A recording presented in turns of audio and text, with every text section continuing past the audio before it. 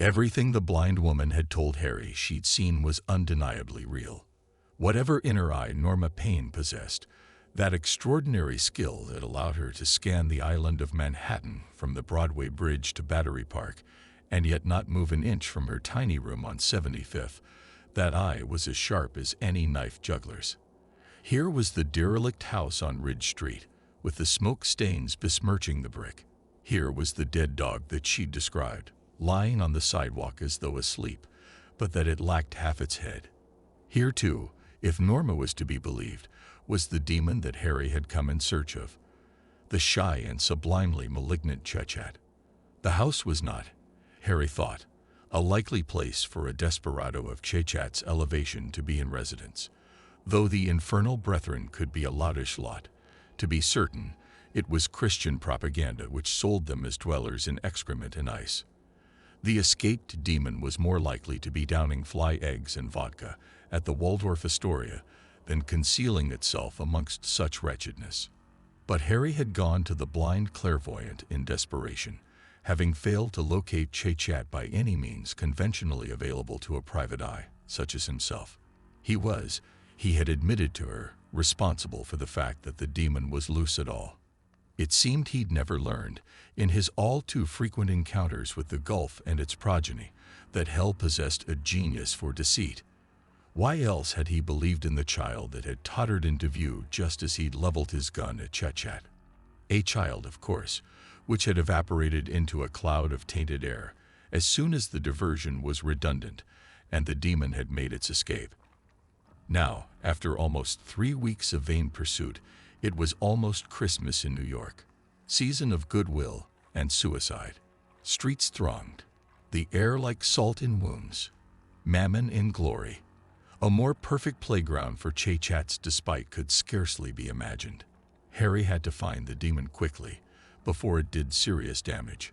Find it and return it to the pit from which it had come. In extremis, he would even use the binding syllables which the late Father Hess had vouchsafed to him once, accompanying them with such dire warnings that Harry had never even written them down. Whatever it took, just as long as Chechat didn't see Christmas Day this side of the schism. It seemed to be colder inside the house on Ridge Street than out. Harry could feel the chill creep through both pairs of socks and start to numb his feet. He was making his way along the second landing when he heard the sigh. He turned, fully expecting to see Chechat standing there, its eye cluster looking a dozen ways at once, its cropped fur rippling. But no. Instead, a young woman stood at the end of the corridor. Her undernourished features suggested Puerto Rican extraction. But that, and the fact that she was heavily pregnant, was all Harry had time to grasp before she hurried away down the stairs. Listening to the girl descend, Harry knew that Norma had been wrong.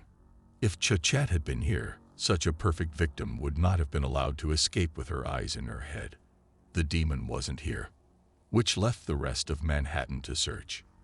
The night before, something very peculiar had happened to Eddie Axel.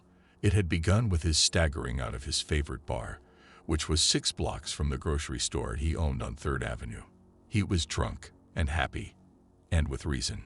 Today he had reached the age of 55. He had married 3 times in those years. He had sired 4 legitimate children and a handful of bastards, and perhaps most significantly, he'd made Axel's superette a highly lucrative business.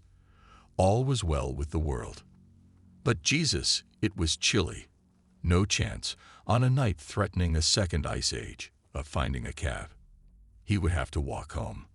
He got maybe half a block, however, when, miracle of miracles, a cab did indeed cruise by. He'd flagged it down, eased himself in, and the weird times had begun. For one, the driver knew his name. "Home, Mr. Axel," he'd said. Eddie hadn't questioned the godsend, merely mumbled, "Yes," and assumed this was a birthday treat, courtesy of someone back at the bar. Perhaps his eyes had flickered closed. Perhaps he'd even slept. Whatever, the next thing he knew the cab was driving at some speed through streets he didn't recognize. He stirred himself from his doze. This was the Village, surely, an area Eddie kept clear of. His neighborhood was the High Nenities, close to the store. Not for him the decadence of the village, where a shop sign offered ear-piercing, with or without pain, and young men with suspicious hips lingered in doorways. "This isn't the right direction," he said, rapping on the perspex between him and the driver. There was no word of apology or explanation forthcoming, however, until the cab made a turn toward the river, drawing up in a street of warehouses, and the ride was over. "This is your stop," said the chauffeur. Eddie didn't need a more explicit invitation to disembark. As he hauled himself out, the cabbie pointed to the murk of an empty lot between two benighted warehouses. "She's been waiting for you," he said, and drove away.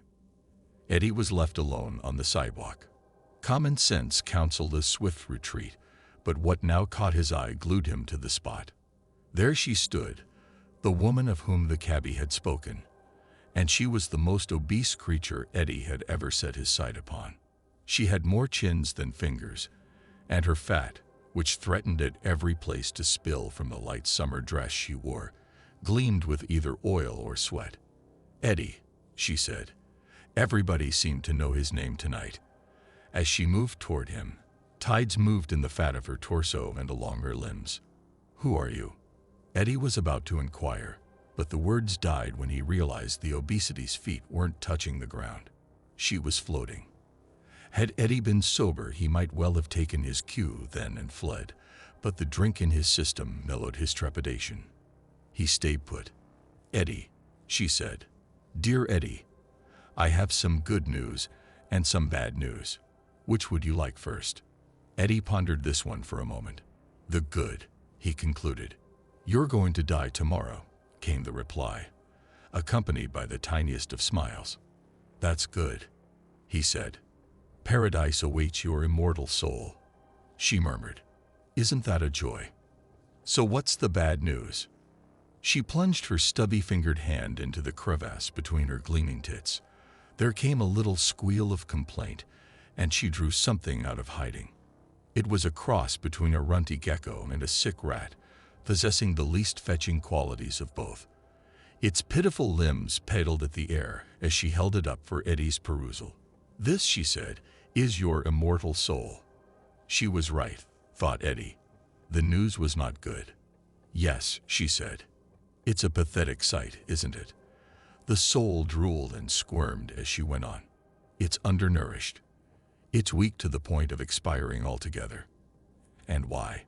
She didn't give Eddie a chance to reply. "A paucity of good works." Eddie's teeth had begun to chatter. "What am I supposed to do about it?" he asked. "You've got a little breath left. You must compensate for a lifetime of rampant profiteering." "I don't follow." "Tomorrow, turn Axel's superette into a temple of charity, and you may yet put some meat on your soul's bones." She had begun to ascend, Eddie noticed. In the darkness above her, there was sad, sad music, which now wrapped her up in minor chords until she was entirely eclipsed. The girl had gone by the time Harry reached the street. So had the dead dog. At a loss for options, he trudged back to Norma Payne's apartment, more for the company than the satisfaction of telling her she had been wrong. "I'm never wrong," she told him over the din of the 5 televisions, and as many radios that she played perpetually. The cacophony was, she claimed, the only sure way to keep those of the spirit world from incessantly intruding upon her privacy. The babble distressed them. "I saw power in that house on Ridge Street," she told Harry, "sure as shit." Harry was about to argue when an image on one of the screens caught his eye. An outside news broadcast pictured a reporter standing on a sidewalk across the street from a store. "Axel's superette," the sign read, from which bodies were being removed. "What is it?" Norma demanded. "Looks like a bomb went off," Harry replied, trying to trace the reporter's voice through the din of the various stations. "Turn up the sound," said Norma. "I like a disaster." It was not a bomb that had wrought such destruction, it emerged, but a riot. In the middle of the morning, a fight had begun in the packed grocery store. Nobody quite knew why. It had rapidly escalated into a bloodbath. A conservative estimate put the death toll at 30, with twice as many injured. The report, with its talk of a spontaneous eruption of violence, gave fuel to a terrible suspicion in Harry. "Chet," he murmured. Despite the noise in the little room, Norma heard him speak. "What makes you so sure?" she said. Harry didn't reply. He was listening to the reporter's recapitulation of the events, hoping to catch the location of Axel's superette. And there it was, 3rd Avenue, between 94th and 95th. "Keep smiling," he said to Norma, and left her to her brandy and the dead gossiping in the bathroom. Linda had gone back to the house on Ridge Street as a last resort, hoping against hope that she'd find Bolo there. He was, she vaguely calculated, the likeliest candidate for father of the child she carried, but there'd been some strange men in her life at that time. Men with eyes that seemed golden in certain lights. Men with sudden, joyless smiles. Anyway, Bolo hadn't been at the house, and here she was. As she'd known she'd be all along alone. All she could hope to do was lie down and die. But there was death and death. There was that extinction she prayed for nightly, to fall asleep and have the cold claim her by degrees. And there was that other death, the one she saw whenever fatigue drew her lids down.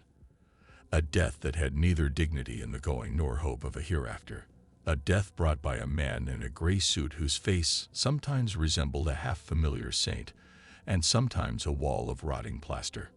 Begging as she went, she made her way uptown toward Times Square. Here, amongst the traffic of consumers, she felt safe for a while.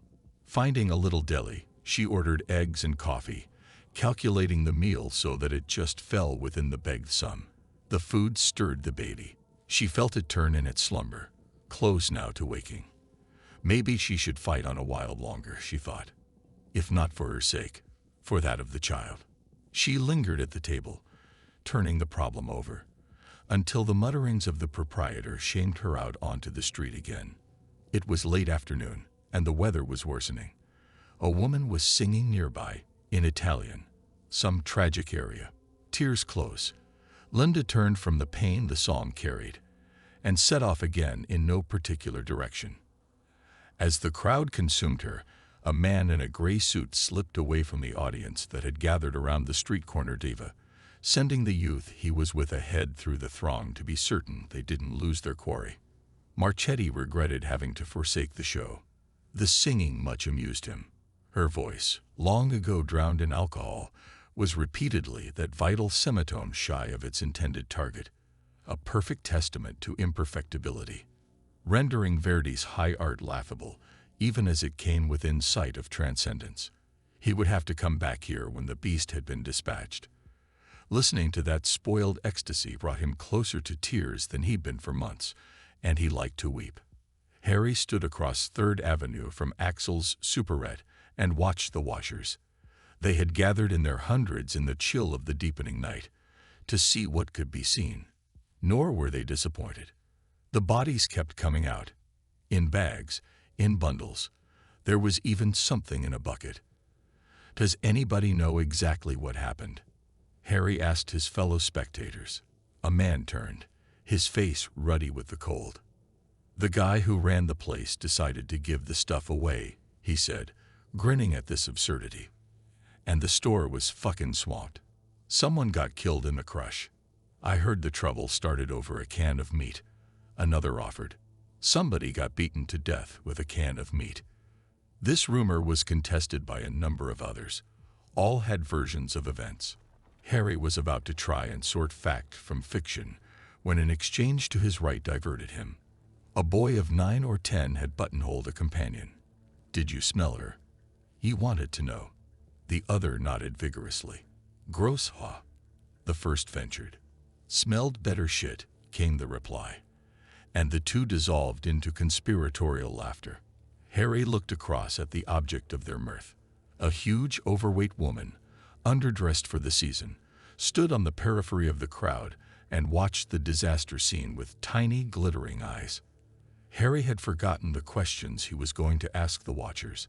What he remembered, clear as yesterday, was the way his dreams conjured the infernal brethren.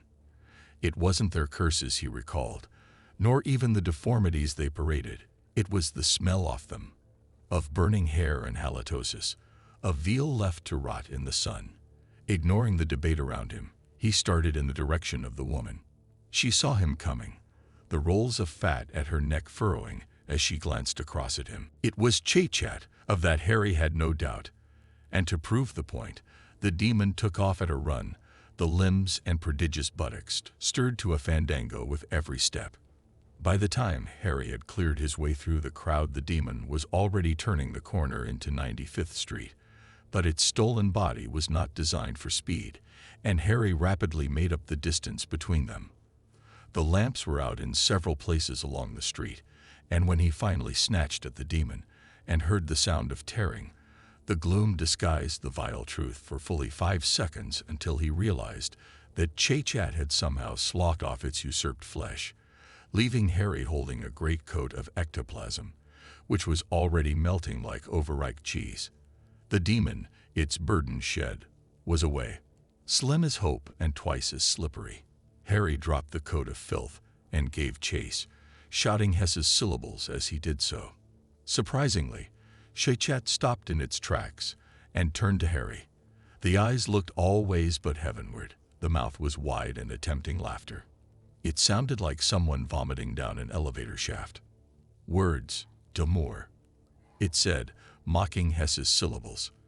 "You think I can be stopped with words?" "No," said Harry, and blew a hole in Chit-Chat's abdomen before the demon's many eyes had even found the gun. "Bastard!" it wailed, "cocksucker," and fell to the ground, blood the color of piss throtting from the hole. Harry sauntered down the street to where it lay.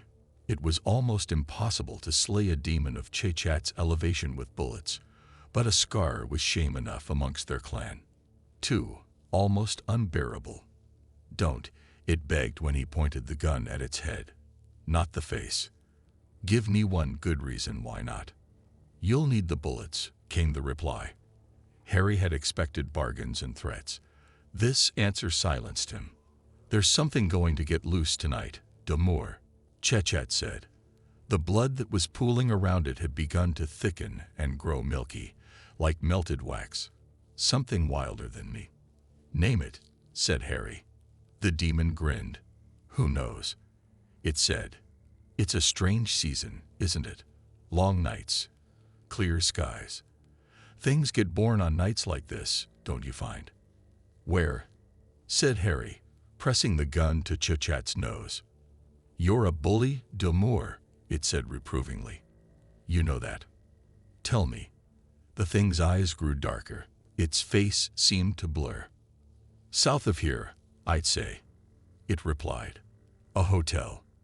The tone of its voice was changing subtly, the features losing their solidity. Harry's trigger finger itched to give the damn thing a wound that would keep it from a mirror for life, but it was still talking, and he couldn't afford to interrupt its flow. "On 44th, it said, between 6th and Broadway." The voice was indisputably feminine now. "Blue blinds," it murmured. "I can see blue blinds." As it spoke, the last vestiges of its true features fled, and suddenly it was Norma who was bleeding on the sidewalk at Harry's feet. "You wouldn't shoot an old lady, would you?" she piped up. The trick lasted seconds only, but Harry's hesitation was all that Chit-Chat needed to fold itself between one plane and the next and flit. He'd lost the creature, for the second time in a month. And to add discomfort to distress, it had begun to snow. The small hotel that Chit-Chat had described had seen better years. Even the light that burned in the lobby seemed to tremble on the brink of expiring. There was nobody at the desk. Harry was about to start up the stairs when a young man whose pate was shaved as bald as an egg, but for a single kiss curl that was oil to his scalp, stepped out of the gloom and took hold of his arm. "There's nobody here," he informed Harry. In better days, Harry might have cracked the egg open with his bare fists, and enjoyed doing so. Tonight he guessed he would come off the worse. So he simply said, "Well, I'll find another hotel then." Kiss Curl seemed placated. The grip relaxed. In the next instant, Harry's hand found his gun, and the gun found Kiss Curl's chin. An expression of bewilderment crossed the boy's face as he fell back against the wall, spitting blood. As Harry started up the stairs, he heard the youth yell, "Darius!" from below. Neither the shout nor the sound of the struggle had roused any response from the rooms. The place was empty. It had been elected, Harry began to comprehend, for some purpose other than hostelry. As he started along the landing, a woman's cry, begun but never finished, came to meet him. He stopped dead. Kiss Curl was coming up the stairs behind him 2 or 3 at a time. Ahead, someone was dying. This couldn't end well, Harry suspected. Then the door at the end of the corridor opened, and suspicion became plain fact. A man in a gray suit was standing on the threshold, skinning off a pair of bloodied surgical gloves. Harry knew him vaguely. Indeed, had begun to sense a terrible pattern in all of this from the moment he'd heard Kiss Curl call his employer's name. This was Dario Marchetti, also called the Cankerist, one of the whispered order of theological assassins whose directives came from Rome, or hell, or both. "Demure," he said. Harry had to fight the urge to be flattered that he had been remembered. "What happened here?" he demanded to know, taking a step toward the open door. "Private business," the Cankerist insisted. "Please, no closer." Candles burned in the little room, and by their generous light, Harry could see the bodies laid out on the bare bed.